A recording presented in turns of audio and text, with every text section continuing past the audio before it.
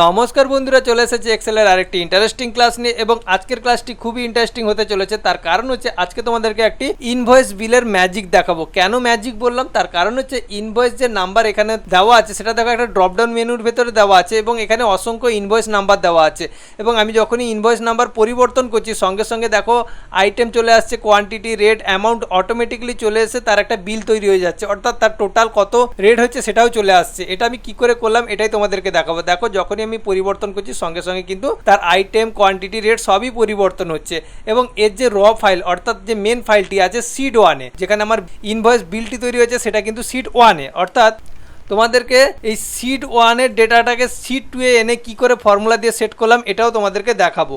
তো প্রথমে আমি কি করব, এইগুলোকে ডিলিট করে দেবো, অর্থাৎ এগুলোকে আমি ডিলিট করে দিই। এখানে ফর্মুলাটি রয়েছে যেখানে যেখানে সব কিছু আমি কিন্তু ডিলিট করে দিচ্ছি। ওকে, এখানে সাম রয়েছে এবং সিট 1 আছে, সিট 2 আছে, সব জায়গায় আমি ডিলিট করে দিয়েছি এবং ডেটা এখানে ভ্যালিডেশন করেছি, এটাও তোমাদেরকে দেখিয়ে দেবো। তার জন্য এটাকে আমি ডিলিট করে দিচ্ছি। তার জন্য ডেটা থেকে ডেটা ভ্যালিডেশনে যাব, ডেটা ভ্যালিডেশন থেকে জাস্ট ক্লিয়ার অল করে আমি এটাকে ডিলিট করে দিলাম। এটা আমি তোমাদেরকে সেভাবে জুম করে দেখালাম না, এবারে আমি তোমাদেরকে যেটা দেখাবো ডেটা ভ্যালিডেশন থেকে। প্রথমে আমাকে এখানে একটা ড্রপডাউন লিস্ট তৈরি করার জন্য ডেটা ভ্যালিডেশন তৈরি করতে হবে। তার জন্য আমরা কোথায় যাব, প্রথমত যেখানে ডেটা ভ্যালিডেশন তৈরি করব সেই সেলটাকে সিলেক্ট করে নেব। সিলেক্ট করে নেওয়ার পরে ডেটা রিবনে ক্লিক করব। দেখো ডেটা রিবনে ক্লিক করলাম এবং তোমাদেরকে জুম করে দেখিয়ে দিই।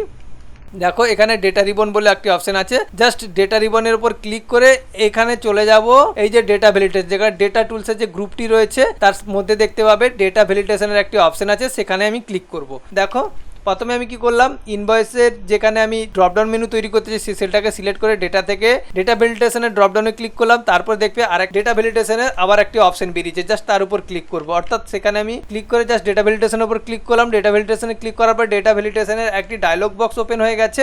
সেখান থেকে আমি চলে যাব সেটিংসের যে অ্যালাউটি রয়েছে তার ড্রপডাউনে ক্লিক করে আমি এখানে এনি ভ্যালু থেকে লিস্ট সিলেক্ট করব। অর্থাৎ তোমাদেরকে করে দেখাই, জাস্ট অ্যালাউ ড্রপডাউনে ক্লিক করে এখান থেকে লিস্টটাকে সিলেক্ট করে নেব। লিস্টটাকে সিলেক্ট করার পরে দেখবে সোর্সের একটি অপশন চলে এসেছে। এই সোর্সের অপশনের ভেতরে এখানে রেঞ্জ সিলেক্ট করার একটি অপশন দিয়েছে, এখানে আমি রেঞ্জ সিলেক্ট করব। কোন রেঞ্জটা সিলেক্ট করব, ইনভয়েসের রেঞ্জ। অর্থাৎ দেখো এখানে আমি সিলেক্ট করলাম, সিলেক্ট করে সিট 1-এ চলে যাব।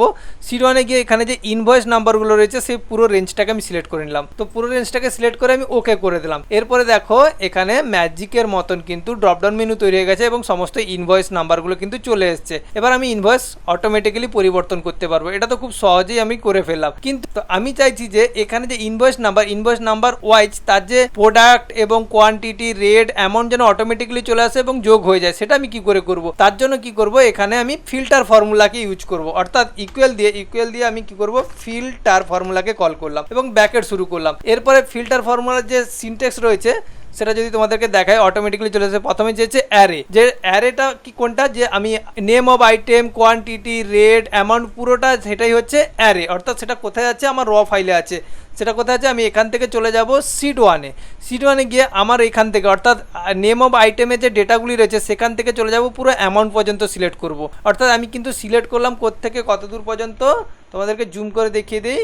দেখো জাস্ট এই যে নেম অফ আইটেম থেকে অ্যামাউন্ট পর্যন্ত পুরো ডেটাটাকে আমি কিন্তু সিলেক্ট করে নিলাম। আমি কিন্তু ইনভয়েস নাম্বারটাকে কিন্তু সিলেক্ট করিনি, কেন আমার এইটুকুই দরকার। তারপরে আমি কিন্তু সিট 2-তে আবার যাব না। আমি কি করব, এখানে যে ওপরে দেখতে পাচ্ছ সিলেক্ট করেছি, অর্থাৎ ফর্মুলা বারে চলে যাও, এইখানেই কিন্তু দেখতে পাবে। এখানে জাস্ট আমি কমা দেব। কমা দেওয়ার পরে এখান থেকে আমি ইনভয়েস রেঞ্জটাকে সিলেক্ট করব। এখান থেকে কিন্তু আমার সিট 2-এ যাওয়া যাবে না, মানে এখান থেকেই আমাকে সিলেক্টটা করতে হবে। অর্থাৎ এখানে আমি কি করব, জাস্ট একটা কমা দেব। দেখো কমা চলে এসছে, অটোমেটিক্যালি দেখতে পাচ্ছ কমা চলে এসছে। এরপর এখান থেকে আমি ইনভয়েস রেঞ্জটাকে সিলেক্ট করব। কমা দেওয়ার পরে এখান থেকে আমি ইনভয়েস রেঞ্জটাকে সিলেক্ট করে নিলাম। দেখো তোমাদেরকে জুম করে দেখাচ্ছি। প্রথমে আমি কি করেছিলাম, ইকুয়াল ফিল্টার দিয়েছিলাম সিট 2-তে, তারপর সিট 1 থেকে কিন্তু শুধুমাত্র ডেটার রেঞ্জটাকে সিলেক্ট করেছি যেটা হচ্ছে অ্যারে। এরপরে আমি যেহেতু চাইছি ইনভয়েস নাম্বার ওয়াইজ ডেটাটাকে খুঁজতে, তার জন্য কিন্তু এই সিট 1-এর ভেতরেই কিন্তু আমি ইনভয়েসের পুরো রেঞ্জটাকে সিলেক্ট করেছি। এর সঙ্গে আমি ইকুয়াল দিয়ে দিব।